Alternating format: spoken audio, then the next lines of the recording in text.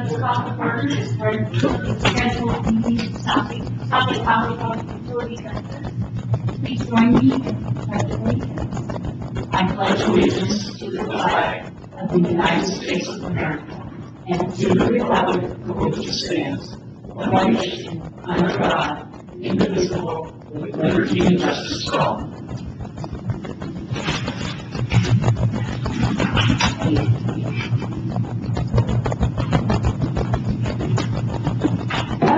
Okay, do we have any comments from the audience? How about corrections to the agenda or the consent calendar? Move approval. Okay, we have a motion and a second.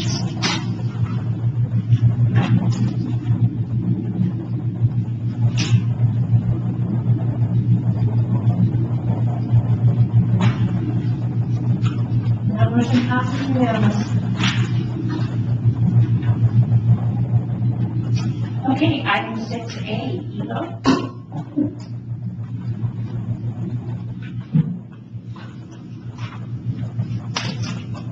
Good afternoon, everybody. This is the same agenda item that I brought to you 2 weeks ago to continue the emergency action for the Flat Creek Sewer Pipeline Project.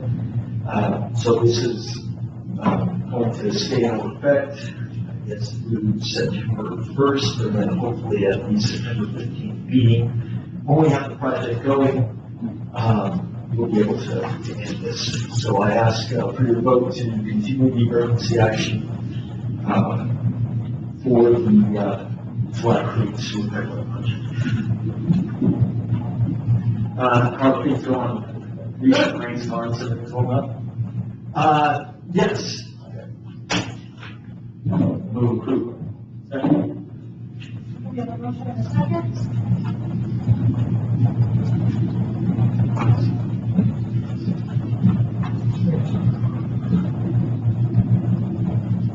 Motion passes unanimously. Thank you, Evo.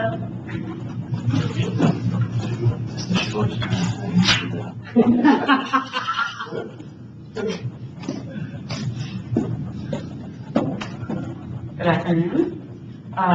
Similarly, I'm here to request that the board continue the emergency action out in Diamond Valley on the heels of the rain events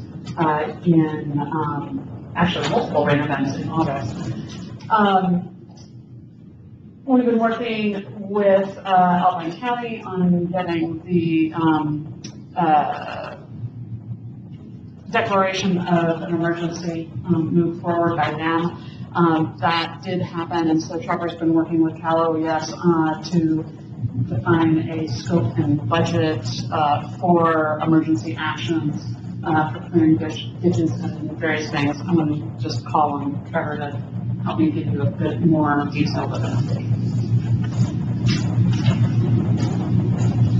Pretty complete, really, but what we're worried about is just we want to work on eligible items for reimbursement. We don't want to cut a bunch of contractors loose for items that might not be eligible. We did send in a fairly large request, but they said to include more rather than less. That included things like placing existing logs and channels, digging out settling ponds. We included 15,000 linear feet of core logs, 7,000 linear feet of filter fence, things that we really thought would help protect these facilities in the long run. Total ask was $870,000, but we really want to confirm that those will be eligible activities. On the other follow-up item, I did connect with BLM, talked about their activities. So they did, prior to the events, they seeded by a helicopter 5,000 acres burn area on their lands, and they're actively growing shrubs and plantings in the nursery for the campground area. They also have a timber salvage contract for about 140 acres around the campground, which will help us out with some bird trees near our dams that need to be removed. We did ask if they could expand that timber harvest contract onto lands that are within our right-of-way agreement, and they're seeing if they can expand that. They're able to go up to 250 acres, but they need the contractor to agree to that. They weren't able to get rid of those logs through a competitive salvage auction, so they're just paying to have them taken. Let's see how the city gets taken. So I think that was just a minor update, was that we did connect with BLM. We talked to BLM a little bit about the funding issues we're having in securing funding and FEMA funding on federal lands that are under our control. They're willing to write a letter, talk to everyone we can talk to. So hoping as the conversations continue with the Yesenia, that we'll have some progress in that area and securing housing funding for some of these stabilization efforts. Any questions? No, thank you for following up with them. I just, at the end of the day, it's really, I think, important for us to really establish a partnership with BLM, considering, kind of the land boundaries and kind of dependencies on one another. So I appreciate you guys reaching out and following us on that. Then we do have some connections in DC with BLM, so I feel like that would be helpful. Keep that in mind. I was also wondering if you could talk about the disaster declaration down there for this flood event. That differs from last year's flood event. So the splitting hairs, but last year's emergency declaration was specific to the Tamarack fire. So that was for damages incurred from the fire. So we're still working on funding for replacing burned fences, removing hazard trees, things that were a direct result of fire. The subsequent rain event that impacted our facilities even more so was not declared an emergency. It's a separate event, but didn't receive an emergency declaration. So under last year's FEMA effort, the agreement was deemed ineligible, whereas this year with the declaration in response to the flood event, it appears that it will be deemed eligible. We want to confirm that before accepting funds. Does that help? Is that good, John? Yeah, I think we're just waiting for the governor to approve that disaster declaration. Maybe that's been done by now. But I feel like we're certainly going to be more effective in our funding efforts this year versus last year. And we are asking for a lot more, so that they can say no to things, we hope more.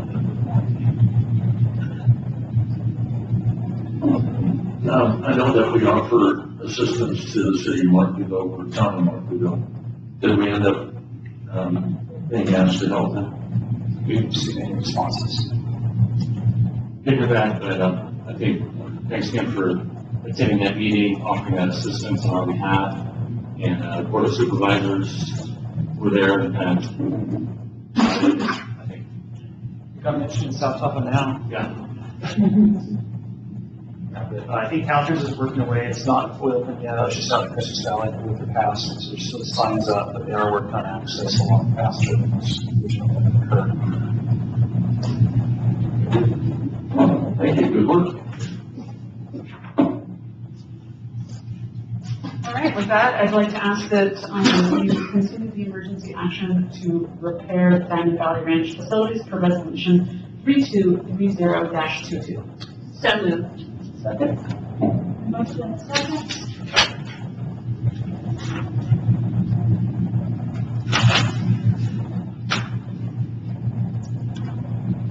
Motion passes unanimously. Thank you, Julie.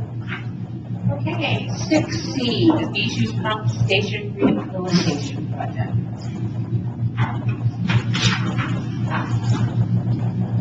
Good afternoon. Here to request that we move forward with the design of the Bijou Pump Station project. We finished the first phase of this project with the alternatives analysis. We had three alternatives. One was basically rehabbing the station, and the other two were new wet wells and submersible pump stations, one in the front of the existing building, one in the back. After discussions with pumps crew, Chris Stanley, the whole staff, engineering department, we decided that moving forward with a new pump station in the back of the McDonald's parking lot made the most sense. This created the least amount of impact on the business. It gave us the longest life cycle option of the three. It is the most expensive. It's about $1 million more than the rehab, but one of the issues with the rehab of the pump station was it didn't fully mitigate the safety issues associated with the wet well. One of the things that as a part of this selection is that we need to acquire additional land from the McDonald's property, which discussed with them, and they're open to the idea.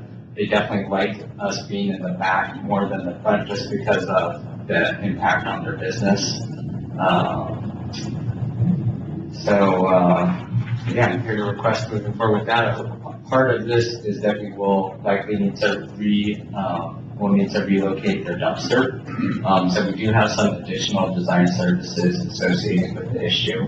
We're also going to be really close to our existing wet well and pump station, so we've got some additional geotech services involved that we're requesting as a part of this item as well. Does the board have any questions? Looks like design is 15% of construction. Is that the kind of numbers you're seeing these days? You know, for a project like this of its complexity, you know, a plant site, a very confined space where we're, you know, dealing with this sort of thing, groundwater, and, you know, 20%, 30% is often the design cost of a project like this. So I haven't done the math to see where we're at percentage-wise, but if we're at 15%, that's actually not bad. Thank you. Your goal is this, SRF project for us? That's the plan. Okay.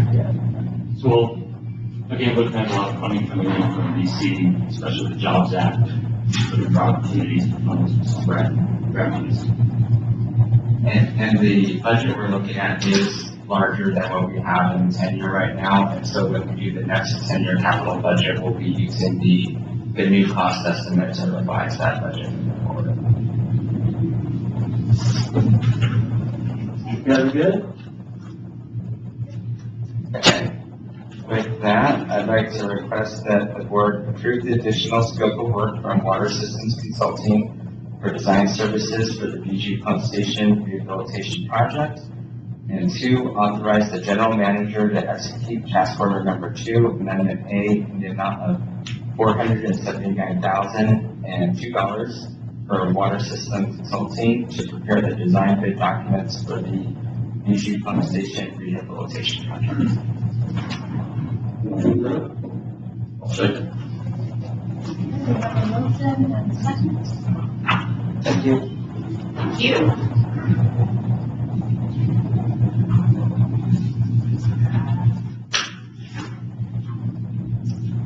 And the motion passes unanimously. 6E. Good afternoon. Here to talk about fire hydrants. A while back, the district was awarded some money from the city of South Lake Tahoe to install some fire hydrants around the city limits. Well, since then, we've gone out to bid for the hydrants and the valves, which we've already acquired. They're down there in the lower shops.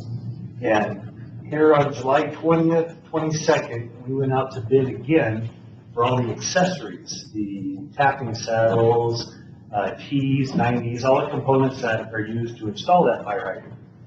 And on August 4th, we went and opened the bids, and we only had one bidder, and that was Western Nevada Supply. But they failed to load all of the bid documents on the Planet Bid. So I'm here today to ask that we consider that bid non-responsive, but because of the fact that we only had one bidder that was interested, going back out to bid and going through the motion, staff time, and all that again, plus the lead times that we're maybe facing on some of these products, we'd like to go and be able to go back with Western Nevada Supply and renegotiate with them on this contract. Their prices weren't that bad compared to the prices of everything nowadays. So in a nutshell, that's basically it. They're non-responsive on that one, but we would like to work with them, being that they're the only bidders. What's the magnitude of the addition that you anticipate? As far as, It sounds like they need to add some things, and so the amount that you're negotiating is, I'm hoping the amount stays the same. When we called them the next day and let them know that they were considered non-responsive with their stuff, they sent it right away, and Heidi has evidently looked at it, and everything looks to be in order. So at this point, I would anticipate, hoping that it would not change in the price. I would try to negotiate. so what did they do wrong? They just failed to upload in the Planet Bid, and that's considered a non-responsive bid. And, follow the rules, laws, everything else, we have to consider that non-responsive. Okay. No, I understand. Thank you.